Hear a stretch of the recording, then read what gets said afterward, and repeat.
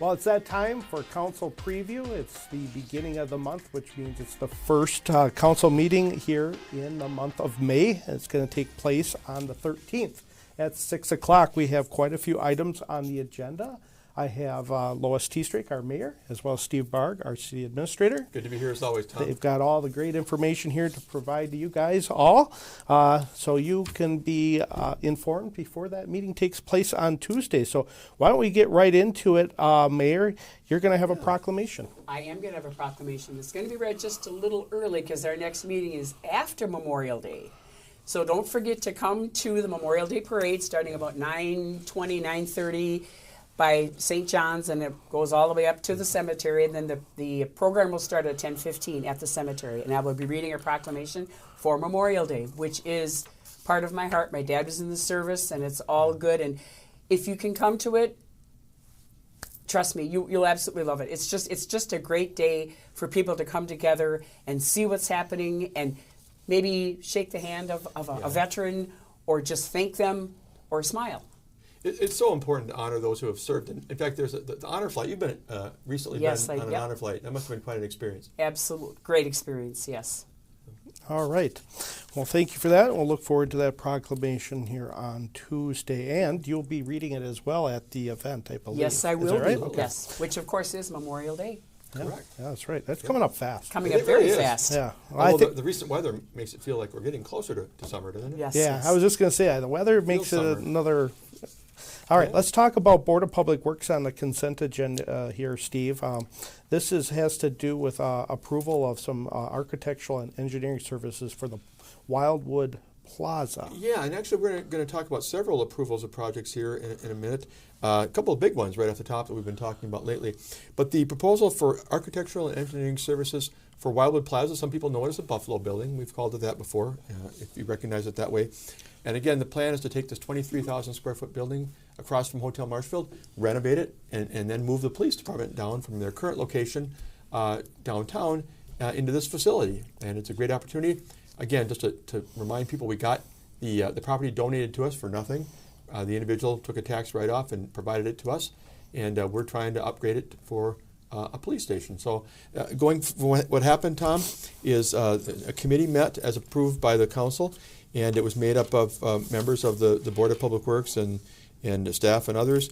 But anyway, it was sent to 12 firms and also posted on the APW website. That's for Public Works projects. They got 13 proposals. That was really impressive because usually you're lucky if you get 4 or 5. And they interviewed 4 firms, and the one they've selected is BVK Group of Minneapolis. Total cost of about $475,000. The project was estimated at quite a bit more, so it's a savings, it would appear. And we're excited to move into the next phase of this project, which is to design and engineer the renovation. Yes. And it is, as you know, Lois, it's part of a bigger project because it ties to the West 2nd Street corridor and trying to improve that part of downtown overall. Correct. Yes, so we've got one more piece of the puzzle coming into play. Right, and that'll also bring up the former Baltus building that we've been using to store police vehicles. Ultimately, as the whole transition occurs, that can be dealt with as well, and try to upgrade that part of our community. Okay. And then we'll move on to another public safety item that is in here of approval of a proposal, a fire training center master plan. Yeah, this is a combined project. We're working with Mid-State Technical College to renovate a project down there on South Vine Avenue. And but we need to get some renovation there done to make it a training center where they can do all sorts of training exercises and really hone in on some skills, try some different scenarios. And again, we have a committee that was made up of a number of people, members of the elected body, Police and Fire Commission, and staff. And they have reviewed the scoring of all the proposals, and ultimately they're recommending approval of a project in the amount of, I believe, $73,000, I think. No, I'm sorry, I'm looking at the wrong number. I apologize, I had this a minute ago and I've kind of lost my place. SEH, Short Elliott Hendrickson, is a proposal that they've chosen. And the fee is a fee of not to exceed $26,750. And by comparison, the others were higher. That was my point, upwards of $70,000 or more. So it's a good proposal. It seems like they have a good idea of the scope of service. My apologies for not reading the right part of the memo here first.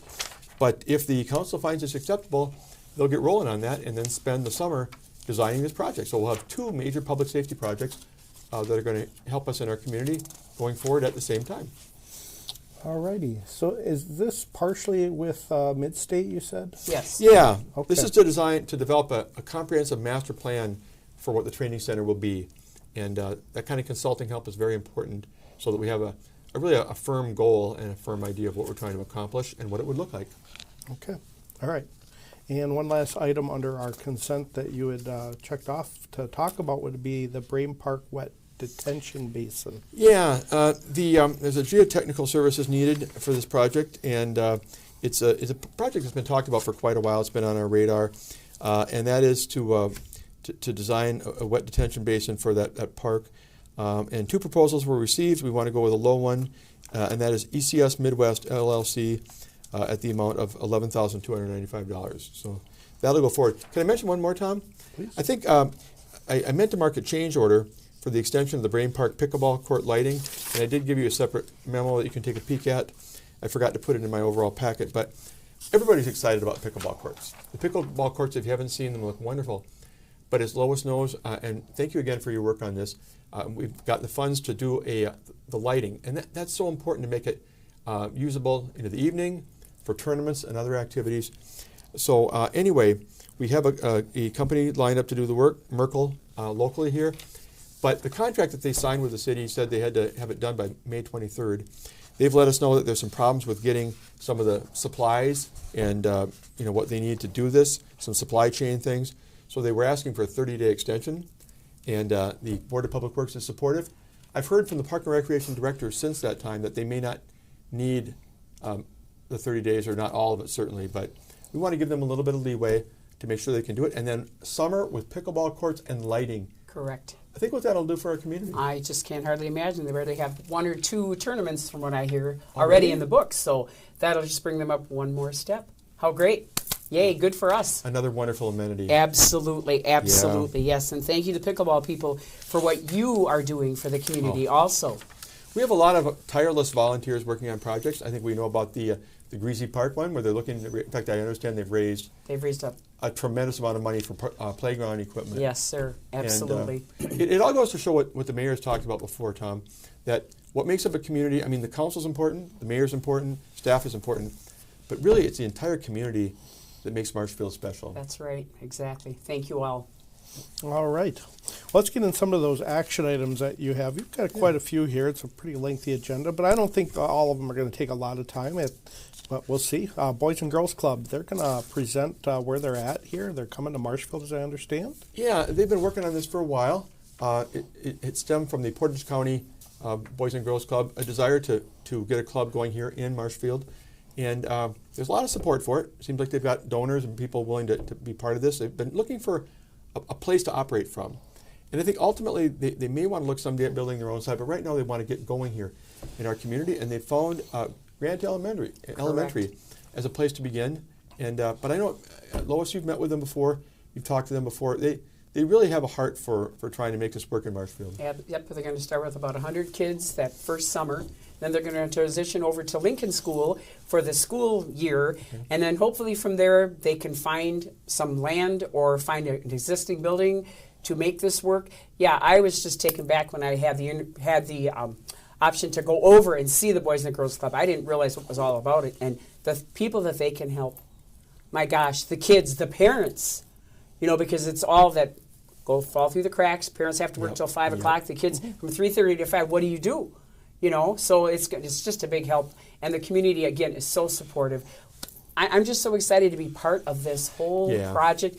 And the people that are involved with the Boys and Girls Club are just phenomenal. It's just it's just a great breath of fresh air to see, and their whole heart is in it.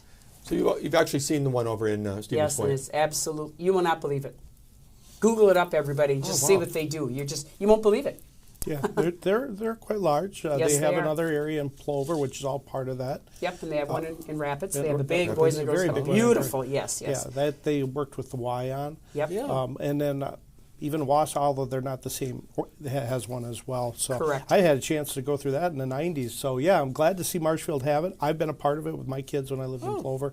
They went to it. Yep, and A just- lot of great things, a lot of learning opportunities Yes, for those kids. So it's absolutely. not all just fun. Nope, It's learning. absolutely, Yeah, yes. yeah. So they get a good education just going into that, and help with Correct. homework is Right, too. So, right, exactly. Yep. It'll be exciting to get them at Grant Elementary and then to continue to see what we expect to be growth and perhaps finding a more permanent home. Yeah, we'll see where that goes.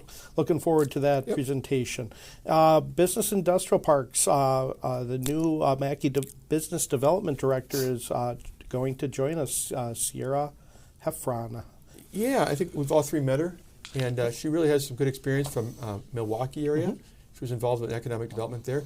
She took over for what used to be Karen Olson for many years in the business development director position.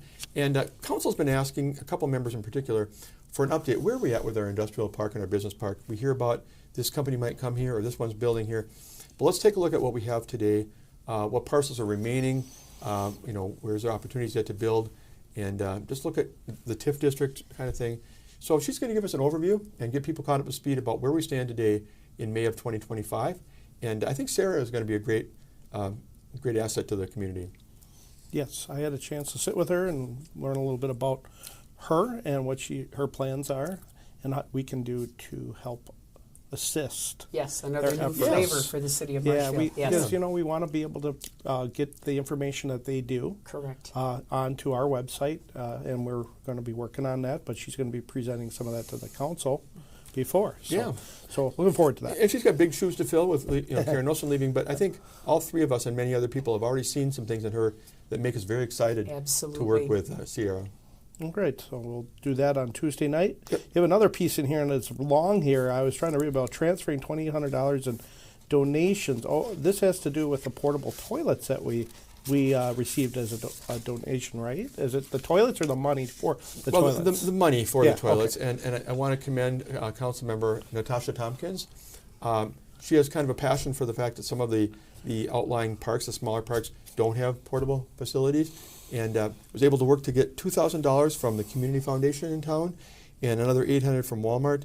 And this money is enough for us to get those facilities in place at UW Stevens Point Field here in the local campus, and then also at Forest Ridge Park.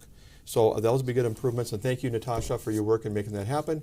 And all we're really doing here is transferring the money to the right account to spend it. But it seems like we had a lot of good news so far on this agenda, doesn't it? Absolutely. Great news, yes. And we like that. Excited. Right. So this, even small, this is something new that we can, our community can benefit from. And we have to have it as a budget resolution because it changes the budget, right? Correct. You can't just put it in the Right, budget. you can't just put it in the unfortunately. budget and say, boop, boop, boop. Yep. And I know people who probably look at our broadcast probably think, wait a minute, they've got money. All they're doing is moving it from this pot to that pot. Why do they have to go to the council? I mean, it's no new money, but the budget was adopted at a level that said, here's how much we can spend on parks. And so if you're going to spend another roughly $3,000 on parks, well, where's it coming from? Yep. So that's why you have to move the money around officially so that if people are tracking from the budget we approved back in November, okay. Oh, wait a minute. Oh, wait, it's gone up. Yep. Why did it go up? Oh, because it got donated money from a grant. It may seem small to some people, but it's important to track that. And Jennifer Slinsky and Jordan Munger, our finance director and accounting manager, do a wonderful job of keeping track of those things. Okay.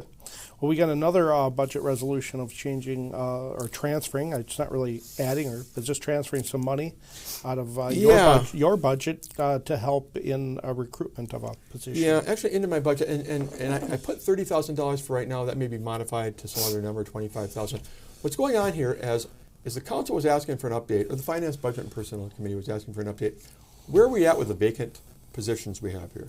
We don't have a community development director, a senior planner, a public works director, although we have an acting public works director, a civil engineer, those kind of things. Well, where are we at in the hiring process?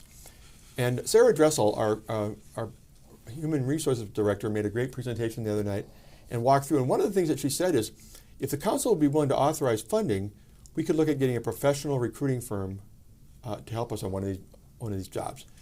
Well, staff has suggested, and I think that the committee agreed, that the planner is probably the most important thing we need right now. We have a good planner in Bryce Hembrook who works on a contract, but it's not the same as having a city planner in your office every day. Correct. So we're looking to get them, and they said we want to see it on the council agenda directly at the next meeting, to allocate money from contingency or someplace else to cover the cost of what a recruiting firm will charge. Now, recruiting firms all do it differently. Some of them say, well, if you get somebody through us, you're going to pay us 20% of the first year's salary. That's what you pay us as a finder's fee. And it could be another number, but I'm just guessing maybe $25,000 or $30,000 might be what we need to make sure we cover, so we don't have to come back later and ask for more. The number could be lower than that. But I think it's a good step by the council. Absolutely, yes. Yep. Especially in a competitive environment. Correct, yes. We need this, and as long as we can move ahead to make that happen, I think it's great. We've really tried everything we can, otherwise we've done, Correct. But stand on our heads and stuff trying to get candidates. And these people know who, as Sarah has told me, because Sarah was hired as a passive job seeker, Sarah Dressel. She would never have put an application in for the job, but a firm called her and said, are you still kind of looking in the background? Are you interested? There's an opportunity in Marshfield. I might be. So we're hoping that this firm will know people who maybe aren't formally putting their hat in the ring, but may be interested, and that we may get a person to come, Let's hope. Yeah. come to our doorstep. Okay. All right. We'll see what they have to discuss about that. Yep. They do have to approve that transfer. All right.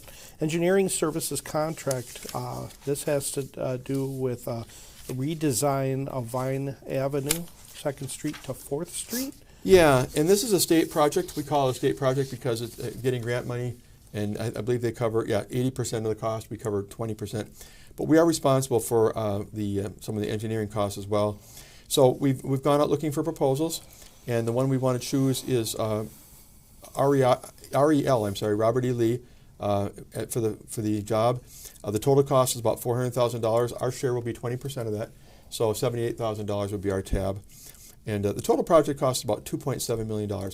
Right now, the reconstruction of 4th between Maple and Peach, which is a pretty healthy section of roadway, is planned for year 2028. But you have to work on the engineering and design a good 2 to 3 years in advance to be ready for the actual construction. And sometimes our group will do that, but unfortunately right now we're a bit low on staff probably. Well, yeah, but typically state projects we don't end up doing much of the work for. We have our own reconstruction projects that we will tend to do more of the engineering and design ourselves. Okay. But with the state, we typically don't end up, we end up picking somebody, they end up picking up 80% of the tab. And yeah, why not? So great, let them do it. Yeah, right, so definitely. we end up going out and getting somebody that will meet their standard too. Yeah, you bet. All right, we'll see where that goes. Okay. Shouldn't be too long of a discussion. We'll see where that goes. Yeah. Ashley Winch, looking to approve her appointment on the Housing Committee. Yeah, Yes. yeah. Let me lead into real briefly here. I mean, we agreed on having a 5-member committee, and the thought was a mix of members from the Community Development Authority and the council. So we've had, up until recently, we've had 5 members who were all on the council, including the mayor, but 2 of them, Natasha Tompkins and Mike Fire, are also on the CDA. Anyway, Russ Dauber left, and we kind of looked at each other and thought, oh, what are we going to do? And Lois, you tried to find a member on the council, and nothing wrong, but nobody jumped up. Correct. But then you came upon another candidate. Yes, yep. Ashley Winch, who is the executive director of United Way, who also is now the new president of CDA, came to me and said, Lois, since I'm the new president, I think I'd like to be on the housing committee. So this is going to be great. She will replace Russ, but she's actually going to replace Natasha. Natasha's going to replace Russ. So we're going to do a little polka dance get a around. scorecard But out? you know what? It's all good. So we polka will have the 2 CDA, which Yeah. will be Mike Fire and Ashley Winch. And then we'll have Natasha. Thank you again, Natasha, for stepping up again and saying, yes, you do this. Yeah. And Rebecca Spiros, and then myself. And, of course, our great man who takes the agenda meeting and minutes, Steve Barg. So we'll have a great committee. Thank you. As things move forward, we are coming closer to a resolve. Yep. You'll see a survey coming out, which Tom lovely Thank you did a survey for us. So you'll see that come out in the next couple weeks. And yeah, we just want to get this taken care of so that we can get more people into some better homes with some affordability. Yep. So and we're excited to make this happen. So yeah, it's all great. We're trying to determine the real need out there in the community. And we want to make sure. Yep, and a survey will help us, I think, Yep. to do that. Definitely. We definitely want to hear from all the different sections and parties that we need to get. Maybe mention some of those groups that you've been... Yeah, so we're going to have like a lender's survey. We're going to look into the public for a survey as well. So you're going to talk to realtors. So there's going to be several sections that we're going to reach out to. Right. The banks, Bankers, yep. yeah, all that. So hopefully in the next week and a half or so, committee's just finalizing, looking at it this week. Get me the rest of the information. You should hopefully see a survey maybe at the end of next week. We'll see where that goes. Myself and Natasha will finalize that and get that out. Which is good. I think that Ashley's a great choice for the committee. Absolutely. I mean, she obviously has a lot of passion for housing. That came out the other day at our meeting. Yes. And that's what we're working on. Absolutely. Yeah, Yep. looking forward to it. Yeah, so that would, is there a second reading? Not on this because it's... Well, I didn't know. I haven't marked it that we require 2 readings. It's a different kind of appointment than we normally have. Exactly. But maybe, well... Because it's actually not a committee, it's an ad hoc. So it's a subcommittee, so it's not really a committee. So I'm hoping that we can just... Because we need to pass this through so we can keep this going. And not that we're trying to do anything underhanded. No. But because it's not an actual committee, I think we're going to be okay just to do it at this meeting. If any alderman, though, has a question, please do not hesitate because, you know what, maybe you're thinking of something that we're not. And that, you know what, that's why we all work together. Yep. Right? Yep. Definitely. Yep, absolutely. And if the approval does get postponed until later in the month, the Housing Committee is not going to meet again until June. Correct. So it'll be okay. That wouldn't be the worst thing anyway. Right. Yep. Yeah, you're right. Yep. All right, sounds good. And an item here, staff update from Jennifer Solinsky on city finance. Yeah, Jennifer, I haven't talked to her the last day or so, but she's planning to do an update on finances. Now, the audit was completed, the field work was completed in late March, and we believe in June sometime that our auditor will come out and walk through with the council, where do we stand? As of 12/31/24, what's in our reserve fund? How do we turn out in terms of, do we have a surplus or what's the opposite of a surplus? I'm drawing a blank. A deficit. There you Thank go. you. Call in and tell me the right word. And I can tell you the good news is it was not a bad year. It was a pretty good year, actually. But kind of give a little look as to where we're at in general, how we're doing financially in some categories, metrics, as we begin to get ready for the CIP meetings, and then right behind it, the budget process. So I'm not sure all that she's going to cover, but Jennifer's really excellent, and she'll hit on some high points of where we stand. Okay, and that is just information only. Yeah, there's no action items. No action items. But maybe some Q&A, on what she presents. Okay, all right. And then, I'm sorry, and then we have 2 closed session items, and again, we don't normally talk about them. One of them is a contract with the fire union, an employment agreement, and see if they want to sign on for another 2-year contract. And we've been working really hard to negotiate with them. They're good people over there in the fire union. The other is just another request for maybe some potential development assistance for a housing subdivision. And again, these are things we can't talk about in open session. I think we've covered it before that if we were giving away our, some of our thoughts, then it'd be the other side, whether it's a developer, whether it's the union would know what's going on. So we have the right under state law to talk in closed session. And if anything can be released, you'll hear about it. Okay.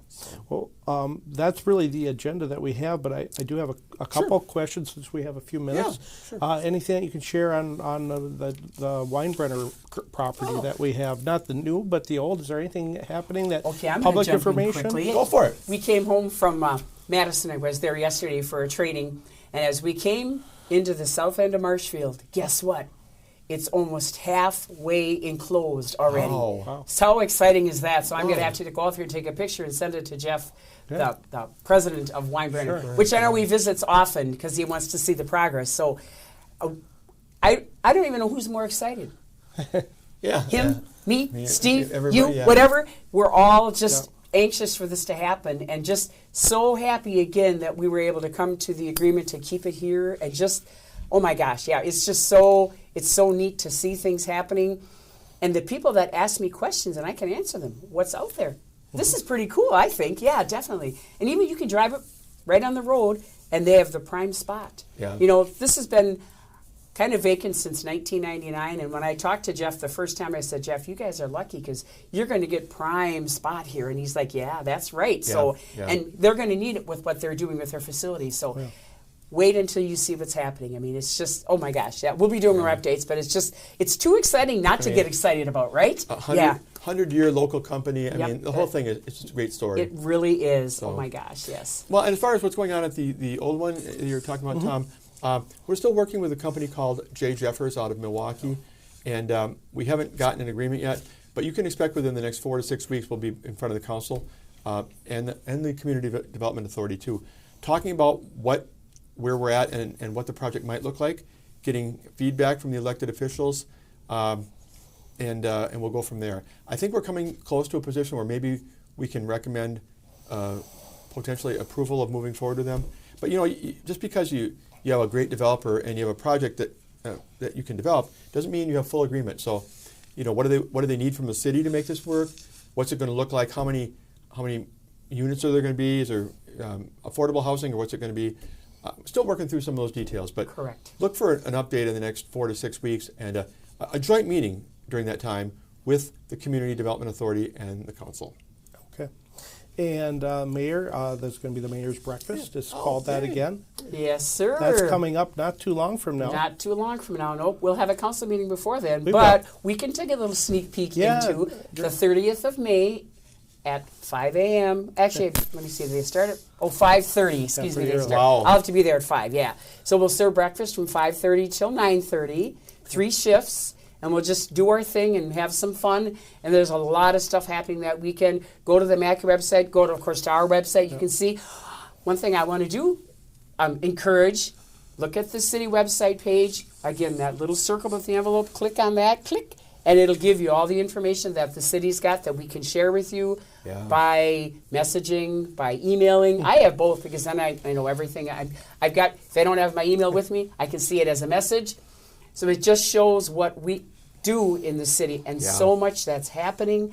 And anything that you want to share with us. Not that we can for sure put it on, but we can look at it and say, hey, maybe you can't go here, but maybe you can go here. And we have a Facebook page, so there's a lot of ways that we as a communications department, I shouldn't say we, but us, make this happen. I'm so excited for you guys because I see the three of you and the amount of work that you're doing and the things that you're making happen with Marshfield. Oh my gosh, how cool is that? Yeah, and I won't go through them all because we're nearing the end of the program, but we have a lot of things to do here in Marshfield, but the next 4 months are really, you think about Hub City Days and the fair and everything goes on. Get ready for a fun summer here. You bet. You bet. All right. Well, sounds good. Everyone, come to the council meeting at 6 o'clock on Tuesday, May 13th. You can watch it on TV, cable channel 991, or streaming. We now have a new app on our mobile device, so you can download that at Marshfield Broadcasting on either iOS or Android. So check that out. Makes it really easy to now watch right from your mobile phone quickly. So thanks again for tuning in to our council preview program. See you then.